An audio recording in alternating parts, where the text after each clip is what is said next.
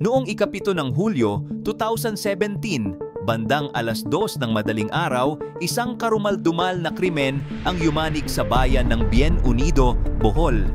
6 hanggang 8 kalalakihan ang sinasabing pumasok sa tinutuluyang kwarto ng nooy mayor, Gisela Boniel. 2 oras matapos siyang dukutin, binaril siya sa ulo, binalot sa lambat, nilagyan ng mga bato at itinapon sa gitna ng dagat. Ngunit ang tanong bakit, paano at sino ang nasa likod ng lahat ng ito? Ito ang kwento ng babaeng piloto na minsang nagsilbing inspirasyon sa marami, ngunit nagtapos sa isa sa pinaka-controversial na kaso sa kasaysayan. Bago natin ipagpatuloy ang kwento, inaanyayahan naming suportahan ang channel na ito sa pamamagitan ng pag-like at pag-subscribe. Malaking tulong ito upang maipagpatuloy namin ang paggawa ng mga kwentong tulad nito.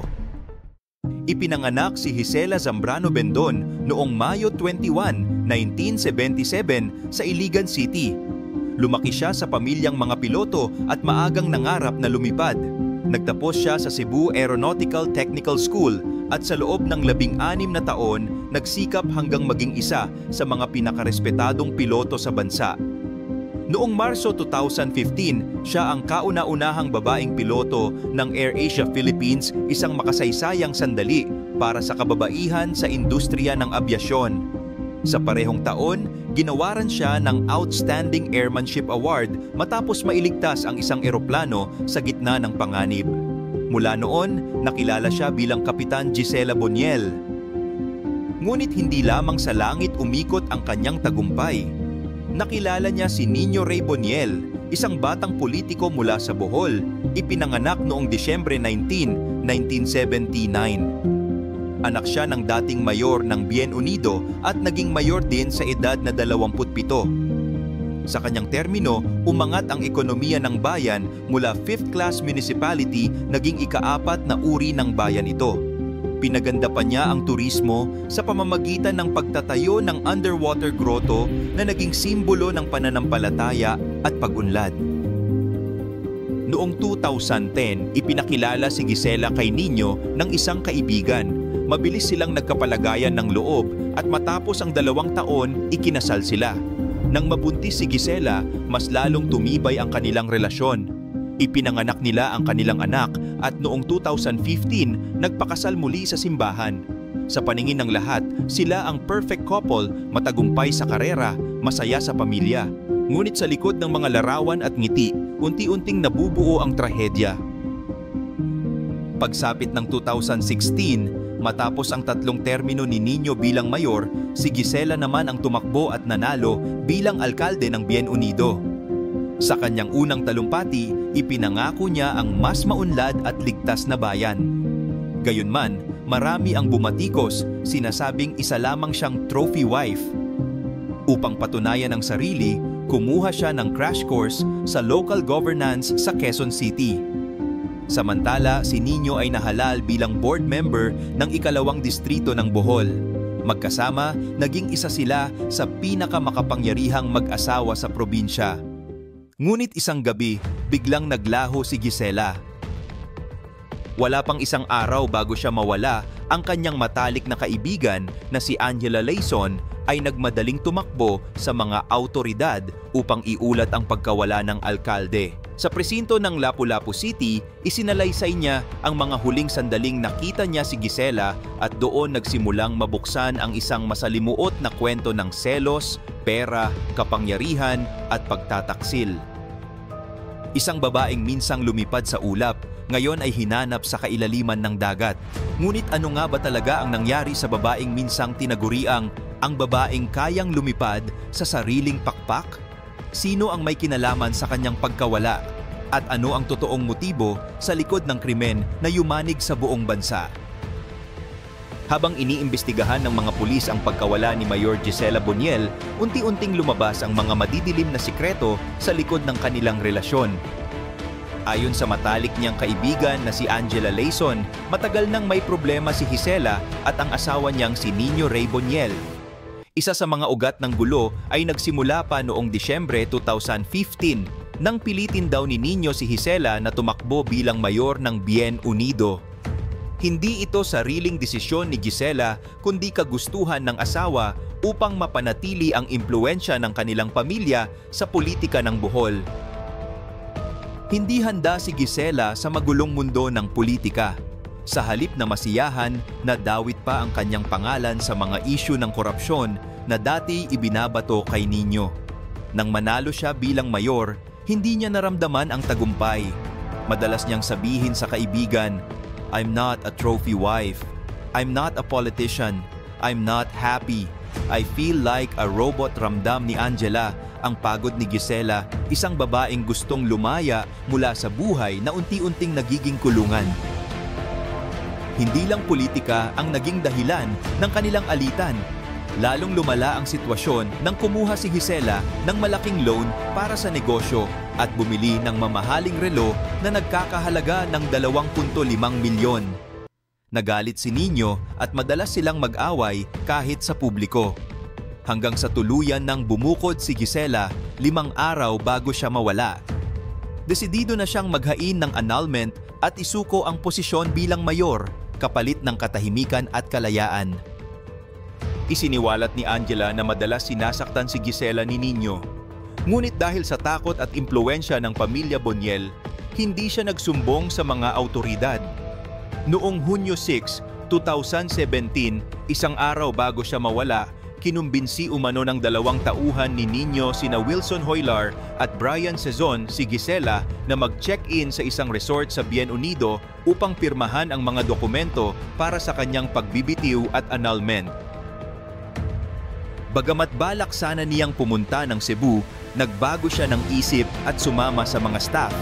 Hindi niya alam, iyon na pala ang huling beses na siya'y makikita ng buhay.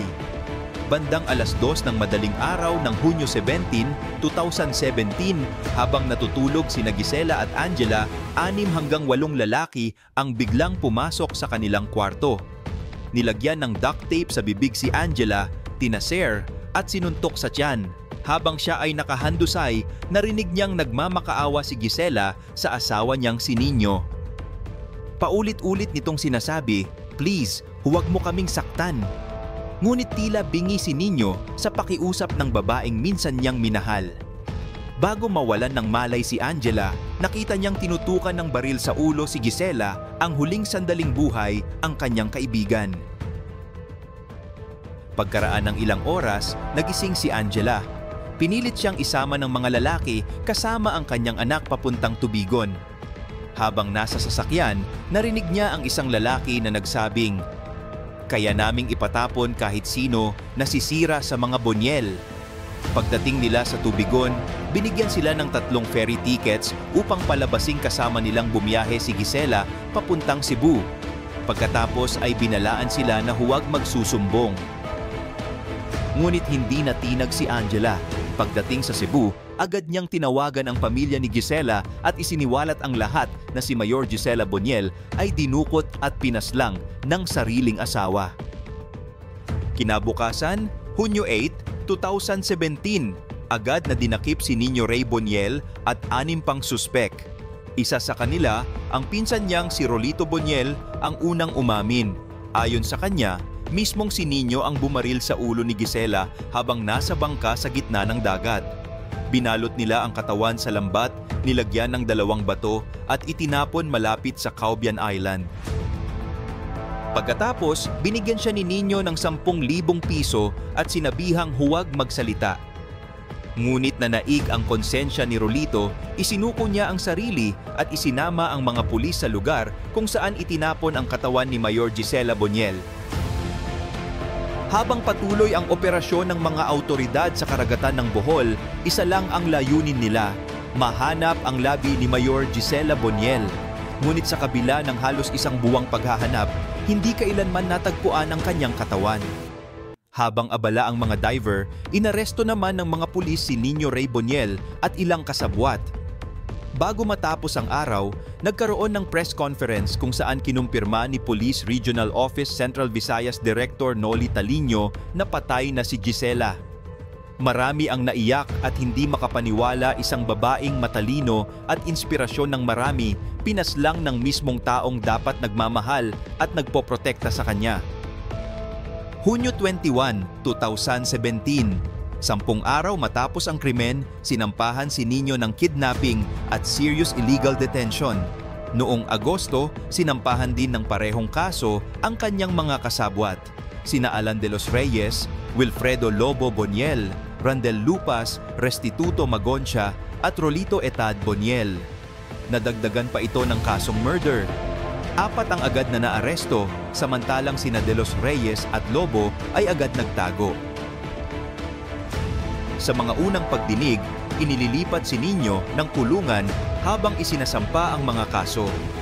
Ilang araw matapos nito, naghain ang kanyang kampo ng counter-affidavit. Ayon sa depensa, buhay pa raw si Gisela. Sinisi nila ang mga pulis, sinasabing gawa-gawa lamang ang kwento dahil sa pressure mula sa publiko. Ayon kay Nino, tumakas daw si Gisela upang iwasan ang mga pinagkakautangan at maging ang bahay nila sa Cebu ay naisangla umano nito.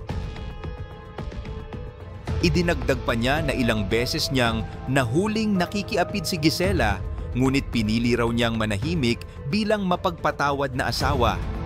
Sa kanyang salaysay, iginiit niyang nagkasundo silang maghiwalay at walang kinalaman sa pagkawala ng kanyang asawa. Sa kabila ng mga paliwanag, hindi tumigil ang investigasyon. Nag-alok ang gobernador ng Bohol ng 100,000 piso at ang mayor ng Clarin ng 50,000 piso bilang pabuya sa sinumang makapagbibigay ng impormasyon. Ngunit kahit halos 1 buwang pagsisid ng mga diver, walang natagpo ang katawan. Umabot pa sa puntong humingi ng tulong ang Task Force Boniel sa isang paranormal expert na nagsabing nasa isang yunggib sa ilalim ng dagat ang katawan ni Gisela. Ngunit dahil sa lalim at kakulangan sa kagamitan, hindi nila ito narating. Hulyo 14, 2017, matapos ang 26 na araw ng operasyon, opisyal nang itinigil ang paghahanap. Ayon kay Talino, masakit man, kailangan na nilang huminto dahil sa kakulangan sa pondo at panganib sa mga diver. Enero 2018, ibinalik si Nino sa Cebu Provincial Detention and Rehabilitation Center upang harapin pa ang iba pang kaso. Mabagal ang takbo ng hustisya. Sa unang death anniversary ni Gisela, nagsagawa ng misa ang pamilya sa Iligan City. Sa panayam, halos maiyak ang kapatid niyang si Mikay Bendon, umaasang makakamit pa rin nila ang hustisya. Taong 2019, muling gumalaw ang kaso. Nagtangkang magpiyansa si Nino ngunit tinanggihan ng korte. Pagkalipas ng 2 taon ng pagtatago, naaresto rin sina De Los Reyes at Lobo Boniel kasama ng mga baril at uniforme ng pulis. Ayon sa mga autoridad, si Lobo ang utak ng krimen habang si De Los Reyes ang nagtali sa katawan ni Gisela bago ito itinapon sa dagat. Noong Oktubre 2019, nag-plead not guilty ang kanilang kampi tahimik, walang emosyon, walang pagsisisi. Pagdating ng 2022, 5 taon matapos ang pagkawala ni Gisela, dumating ang pinakahuling yugto ng kaso. Ang taong dati nagmatigas, ngayon ay umamin sa krimen. Si Nino Ray Boniel, dating mayor at asawa ni Gisela, ay nag-plead guilty sa kasong parricide matapos tanggapin ang plea deal na inalok ng prosecutor. Sa ilalim ng hatol ni Judge Christine Muga Abad ng Lapu-Lapu RTC Branch Pitumpu, hinatulan siyang makulong ng 8 hanggang 14 na taon. Bagamat hindi pinakamabigat na parusa para sa pamilya ni Gisela, sapat na ang pag-amin, sapat na ang katotohanang lumabas ang totoo. Hanggang ngayon, nakakulong pa rin si Nino Boniel, patuloy na humaharap sa iba pang kaso habang tahimik na namumuhay ang anak ni Gisela kasama ng kanyang pamilya, malayo sa politika at sa trahedyang minsang yumanig sa kanilang buhay. Ang kwento ni Gisela Boniel ay hindi lang kwento ng krimen, ito ay kwento ng isang babaeng lumaban sa kabila ng takot at ng hustisyang umigting sa katahimikan. Dahil gaano man kalalim ang dagat, hindi kailanman kayang lunurin ang katotohanan. Kung naantig ka sa kwentong ito, i-like mo ang video, mag-subscribe at samahan kami sa mga susunod pang istoryang magbubunyag ng katotohanan sa likod ng dilim.